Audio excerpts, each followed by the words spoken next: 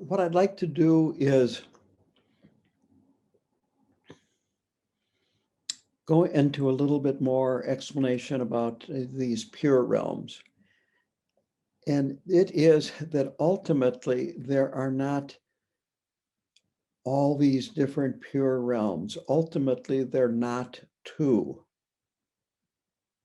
And these pure realms appear in the way they do because of the differences in the confusion of sentient beings. But the Akanishta, Dharmadhatu Akanishta is, or Dharmakaya Akanishta, that is saying that this is a pure realm which encompasses everything. All the other pure realms, all of samsara, everything that mind can experience. And it expresses their ultimate nature. As you advance, they're called the 10 bhumis. Actually, there are 11 of them, but frequently they're talked about 10. And these are bodhisattva levels. The first bhumi is the experience of emptiness, not the understanding, intellectual understanding, but the actual experience, the direct experience of emptiness. And as you progress due to your practice, your prayers, your mantra repetition, and so on and so forth, then your realization becomes more stable. And that is how these bhumis are ranked. The name bhumi translates into English as rounds or levels, this level, that level, and so forth. And as your realization deepens and you progress up the bhumis, you see things and realize things. Things are uncovered, you might say, in terms of your wisdom and your experience that at a lower level you would not be aware of. So, for instance, a first level bhumi bodhisattva would not know what it's like to be on the second bhumi until he reaches that level, and then he would know, and so forth. And so these pure realms are like that these pure realms are for beings at certain levels of realization. And but as you progress, you then can visit more of them, even at will. And all of them are similar in one aspect, and that is that what is happening there is pure Dharma. These scenes of the copper-colored mountain are all these enlightened beings, and they are making offerings. They're doing pujas and having feasts, teachings, and have an ability to have an interview with Guru Rinpoche and others in his mandala. So there is no ordinary activity, no ordinary samsaric activity in any of these pure realms, and you cannot be, once you are there, you cannot be reborn in any of the 6 realms of samsara. You cannot slide backwards, so to speak. So in the Mahamudra tradition, now remember this book was written from a Nyingma tradition. In the Mahamudra tradition, as you progress, one of the stages, And this is separate from the bhumis, by the way. This is just in terms of your realization of Mahamudra, which is the ultimate nature of mind and everything. But one level is one taste. And that is while you see differences between things that you experience, there's no attachment or aversion. And so things that we would consider frightening and so forth are seen as no essential differences from things that we can be attached to. And this is why in the copper-colored mountain that they wear bone ornaments is because it's at this level of one taste.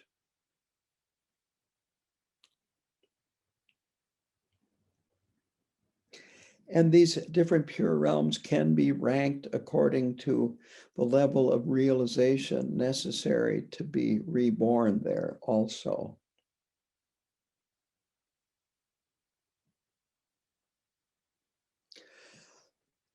So now to continue, the next mansion that she goes into, she actually takes a nap. She goes to sleep for a short time, and she is awakened by peacocks making a sound. And what it actually is, it is the Sanskrit alphabet. Excuse me, just the vowels used in the Sanskrit alphabet. And this is used in some Vajrayana practices in that order. So it's a bit like a mantra, you could say. And this is the way pure realms are described, is that all sound is the speech of the deity, and that the sounds are teaching Dharma. So she is awakened by peacocks, basically saying mantra. And then she goes back to her uncle, and he says that he will do a ritual to remove obstacles to Tromge Chotrul's life, so he can live for another 11 years. And she brings this up because he's the most important teacher in the area where she lives.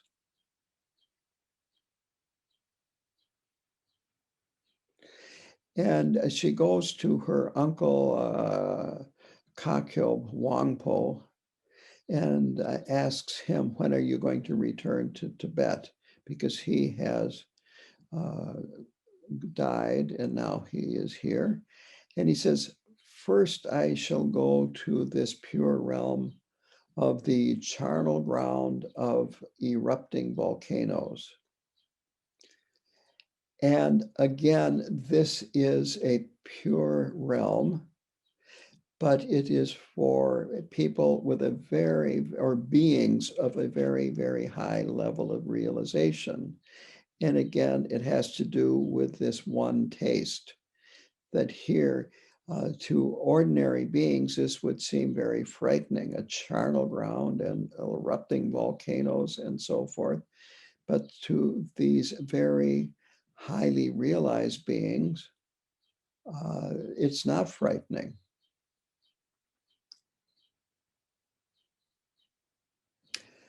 And Khenpo Karthar Rinpoche talked about this being the pure land of protectors, Dharma protectors. And so he says that he's going to teach give a teaching on a text that is a terma written by this Chetsen Sengi Wangkyung, and then it was discovered in the 19th century by Zhang Yang Kensei Wangpo.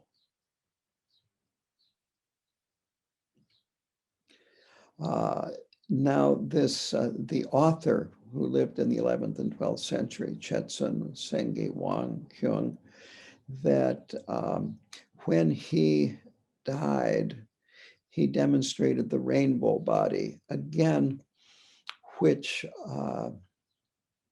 it seems to be, from my understanding, most common in the Nyingma lineage. And what happens is the person, before they die, they know that they have realized a very high level, and they say, just leave my body untouched and in a room and keep the door locked. And what happens is that the body dissolves into light over a period of time, leaving very little behind. Frequently, it's things like hair and nails, fingernails and toenails. And people that are present frequently report seeing a rainbow light coming out of the room, through the door, underneath the door, cracks, through the window, and so forth.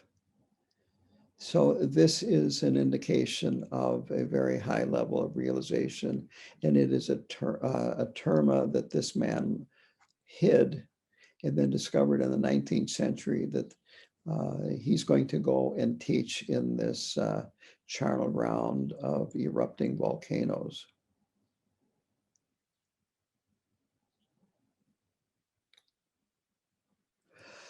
So to go on,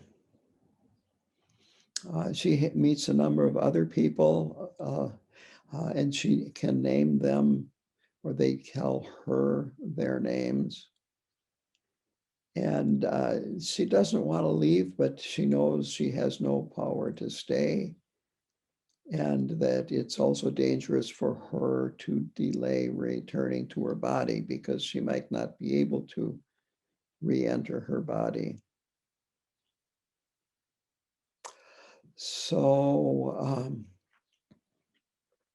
she receives aspiration prayers and other prayers from Dakinis and a Arepa. And Arepa means cotton-clad one, a yogi, like Milarepa.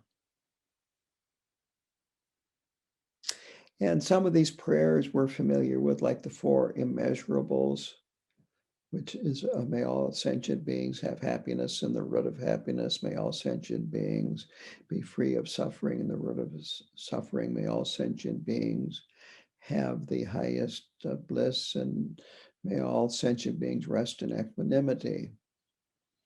And then there's a precious bodhicitta prayer, which we do at the end of the Chenrezi practice, the 7-line supplication to Guru Rinpoche, which we do at the beginning of Green Tara, and others.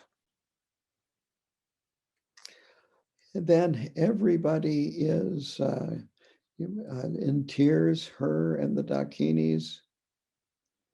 And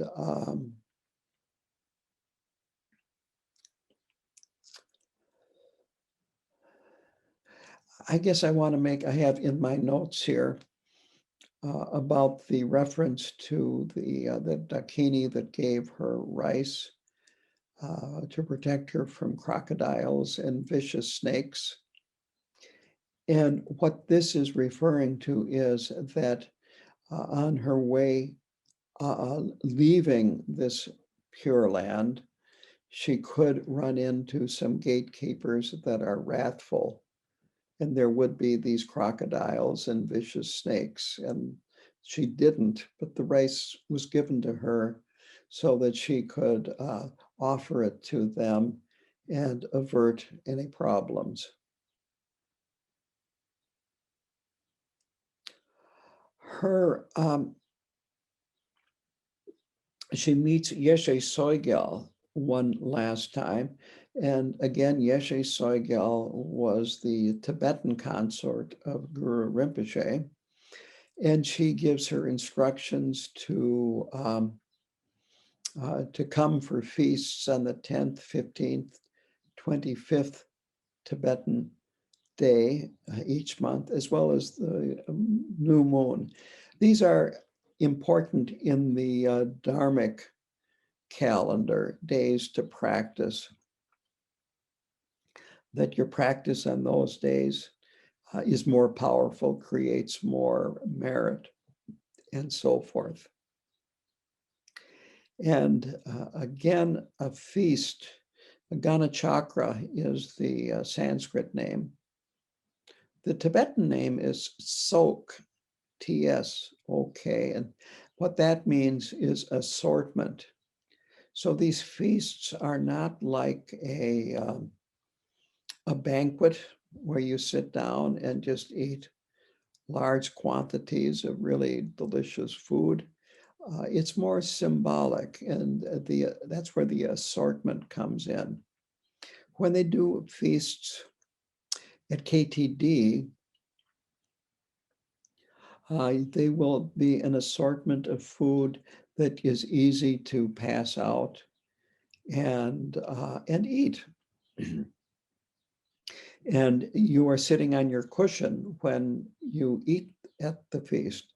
The food is placed on a table by the shrine, and it is blessed, and so on and so forth.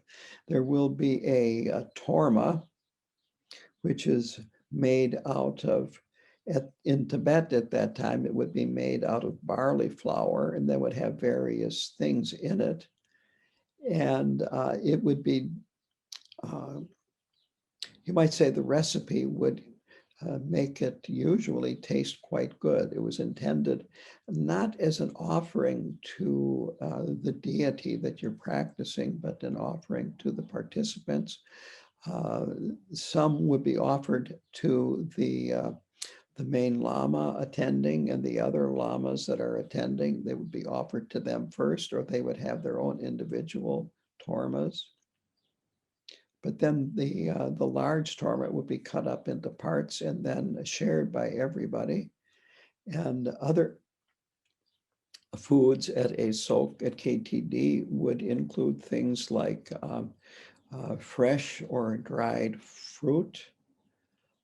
It could include things like candy, corn chips. Karmapa has stressed that he likes to see healthy food rather than junk food. So a lot of times there are nuts of one kind or another. But anyway, various foods like that. And of course, during the feast, there is lots of chanting. The feast that they do at KTD on a regular monthly basis is to Guru Rinpoche. And it takes a little over an hour to complete the puja, just to give you an idea. And then finally, Jamyang Khyentse Wangpo refers to her as the rebirth of Tara. So he is recognizing her as a very important person. And she ends this chapter then with the following note, that these words of mine are not embellished like they would if a scholar had written them. They're not adorned like poetry. And they're not intended to be chanted. That many texts in Tibetan Buddhism are written down so they could be chanted. And what that means is that you will have the same number of syllables in each line. And so she didn't do that either. And that the last is that there don't have hidden meanings to these words, that it's just straightforward. And then as a note of humility, she calls her words the rambling, mad ravings of this girl. And a lot of texts end with that type of a disclaimer, maybe not in those exact words, but something like that. And frequently it will say, and any mistakes or errors that are present are totally my own fault.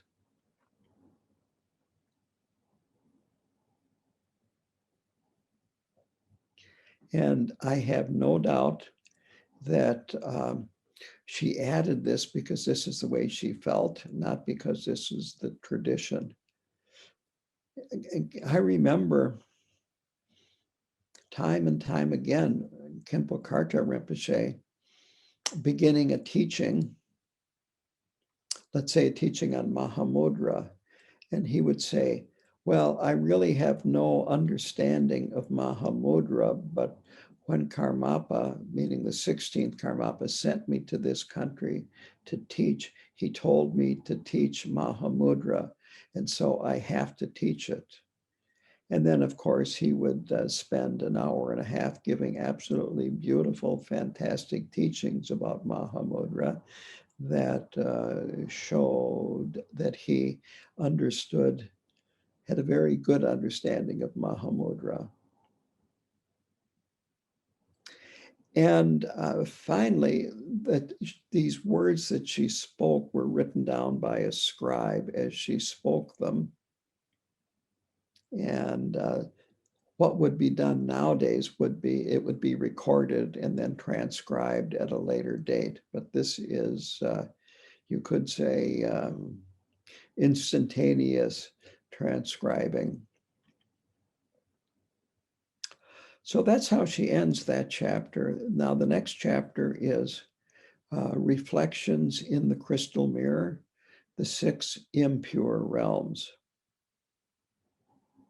And this has quite a long beginning or introduction. She begins with a prayer of homage to Chenrezig and Tara. And it ends with a 7-branch prayer. So to begin with, she describes 1,000-armed Chenrezig, the one that we practice in Yungne, as being the 1,000 universal monarchs. And the 1,000 eyes that Chenrezig has are the 1,000 Buddhas of this fortunate aeon. And in describing Tara, she says Tara protects us from the 8 fears and quickly liberates beings from suffering.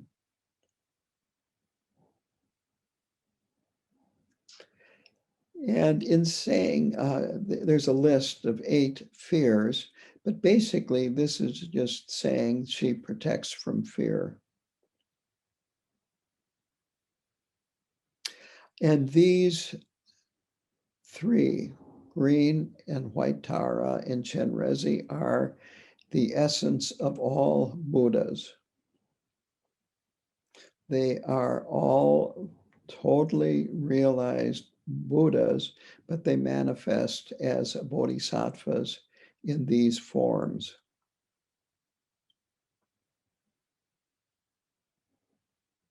Then after this, she explains why she is teaching about her experience.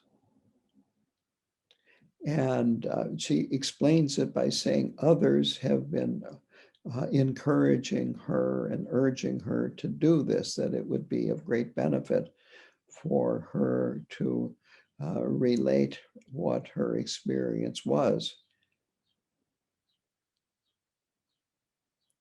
But she also mentions that she has critics. And I found this surprisingly modern, because there are plenty of critics out there for everything and everybody. But here's the quote: "However they explain me, it is difficult to take what they say as true." But that was the part that really jumped out at me, the word "explain me," or the phrase "explain me." So she then also says that she has faithful and devoted students, and this is for their benefit that she is doing this. And we've already touched on this, but I'm going to revisit it, and that is that there were very few women teachers at this time, which would have been, I think I figured it was like the 19 teens and maybe early 1920s. And even now, there are very few women teachers. So I am sure that there were plenty of critics of hers that tried to diminish her. But as was brought up in Chagda Toku Rinpoche's introduction, that she was seated in high thrones when they had pujas and ceremonies and so forth, and was treated with respect. She had her own cabin. She also states that she is doing this for the benefit of others and not for personal gain. And that's an important point. So she's doing this out of altruistic motivation.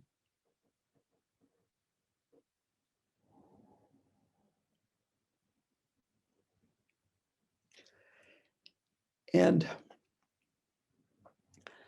then in her concluding verse, she makes this point that the bardo is not somewhere else you go to, and hell is not somewhere far away. So, quote, "If you maintain a noble, virtuous mind and recite the 6-syllable Mani mantra, you will not enter the path to lower rebirth in cyclic existence, but gain the state of unsurpassable, complete enlightenment. Om Mani Padme Hung Hri." So that is the 6-syllable mantra plus the Hri. And the Hri is included because that is a seed syllable in Chenrezi's heart.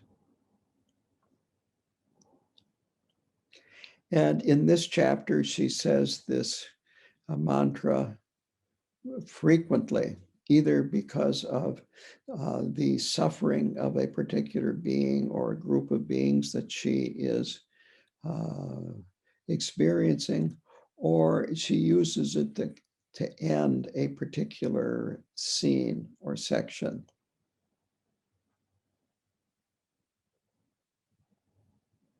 There's a lot of advice in this chapter, and I feel that this is perhaps one of the more important parts of this chapter. Advice on how to look at what she experiences.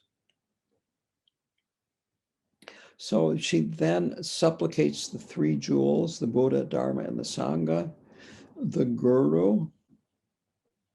And in Vajrayana Buddhism, the Guru is considered more important than the Buddha. And here in the Kagyu tradition, this would be Gyalwang Karmapa, for instance, and maybe some of the other very, very high Rinpoches. And the reason why they are considered more important than the Buddha is because you can actually meet them in person and receive personal instructions from them.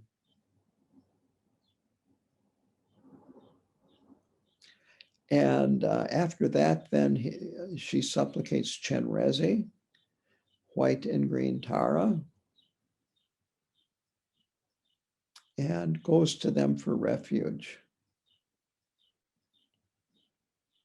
She also requests that they be our refuge and be the refuge of beings wandering in the bardo, beings, quote, broken in spirit, end quote.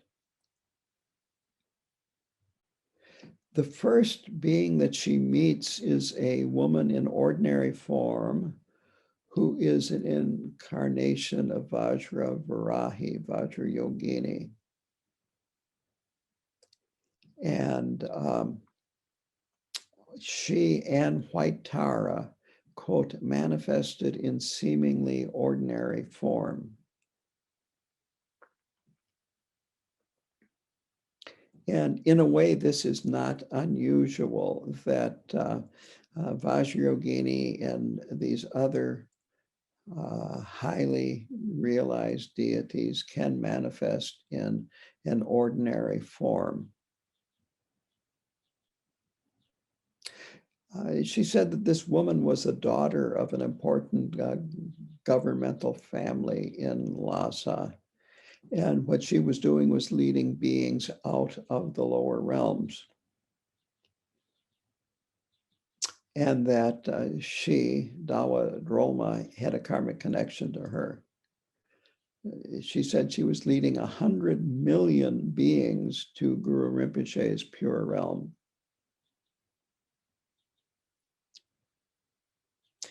And she mentions 5 pure realms. One is Amitabha's pure land, another is Chenrezig's pure realm, Tara's pure realm, Guru Rinpoche's pure realm, which is where she is headed, and then Jampa Gonpo. And I do not know anything about that pure realm or who Jampa Gonpo is, but I have no doubt that if I knew more about the Nyingma lineage, I would know.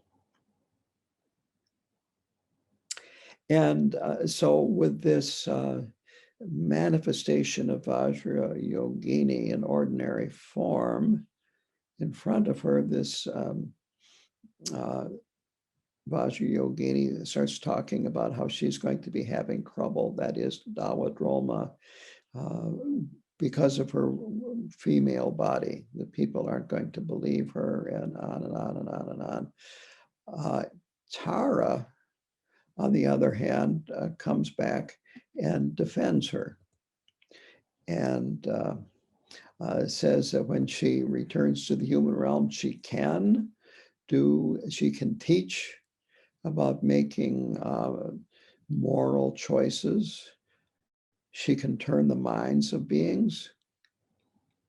She can accomplish, quote, immeasurable benefit for sentient beings, and she can tell of her visions. And finally says that there's just no need to pity her due to her female body. And Tara, of course, she made the vow that she would always appear in a female body.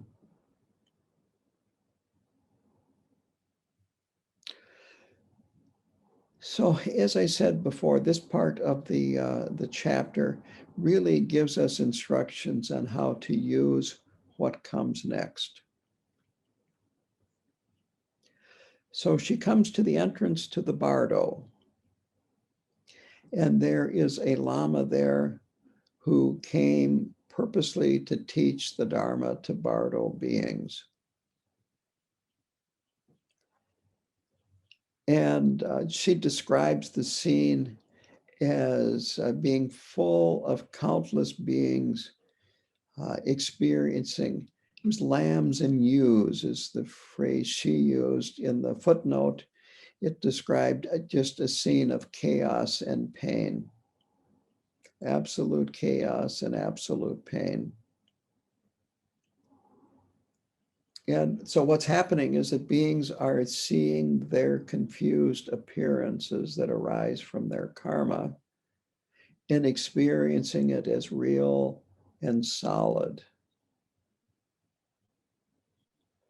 Dawa Drolma, on the other hand, experiences it as dreamlike, fleeting. Beings come and go, and not solid. So this is the difference. And again, underneath the whole thing is a pure land. And in fact, at the bardo that emerges after dying, if you can visualize yourself as the deity, you are liberated to that deity's pure realm. So anyway, she meets a few more beings, and then she meets Yama. He holds in his hand a mirror, and I am just going to speculate a little bit because this chapter is reflections in a crystal mirror, that his mirror is made out of crystal. Yama has many different names.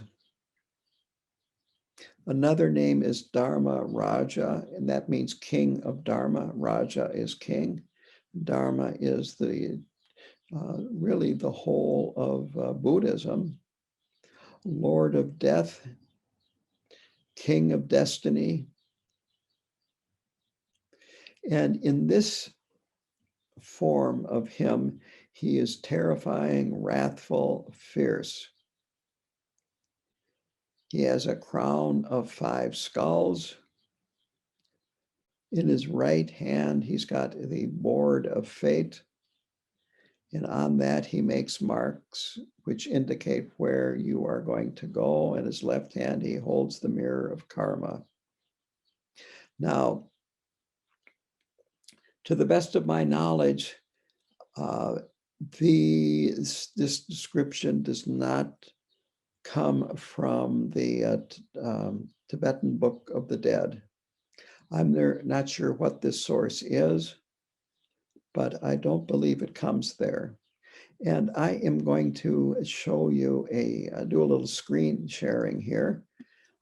And here is a picture that I took a close-up of my tanka. This is a simplified version of the scene that she came upon. This is Dharmaraja, Yama, Lord of Death.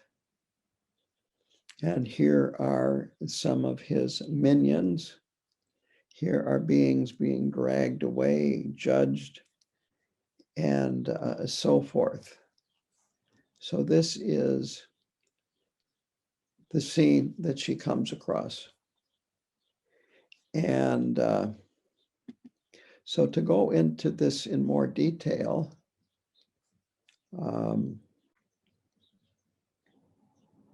we have a mandala here. So in the center is Yama, and he is wrathful, fierce, crown of skulls. His body is radiating light, and in his retinue, in front, directly in front of him, is malevolence with a serpent's head who holds a mirror. And he looks into the mirror to see if she and White Tara spoke the truth about her. To his right is pride with a lion's head and has a tribunal drum, which he beats. And he says, it sounds sweet.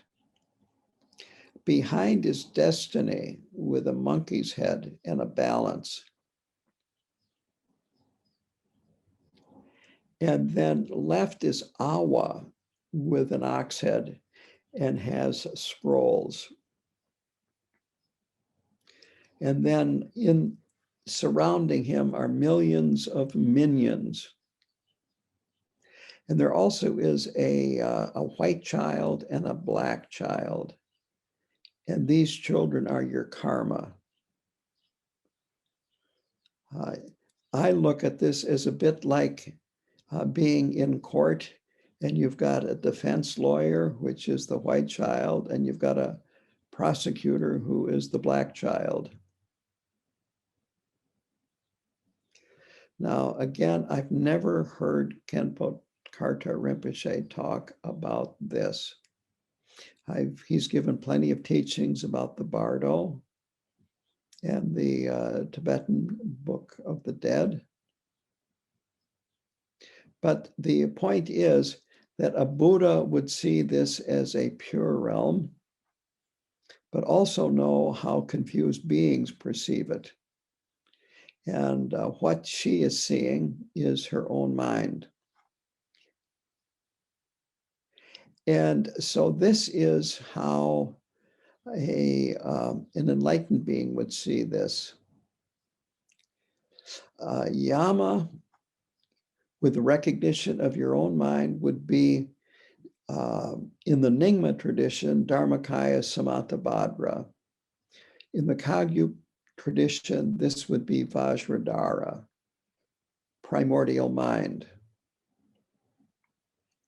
Malevolence with recognition is Vajrasattva. Pride with recognition is Ratnasambhava. Destiny with recognition is Amitabha. And Awa with recognition is Amoga Siddhi.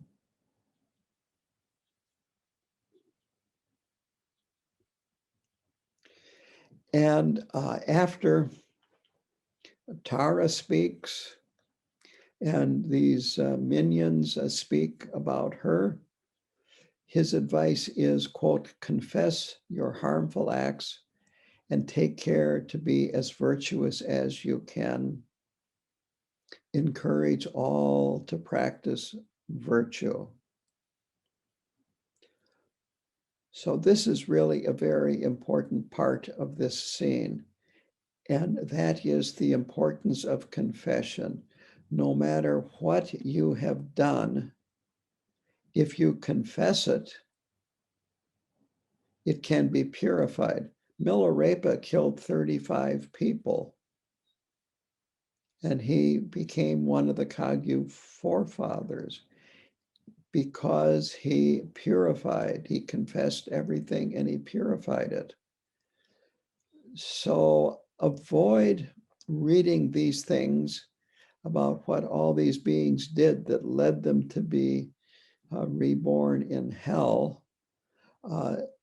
Instead of scaring you, let it encourage you to do confession, not hide anything, because ultimately you can't hide anything.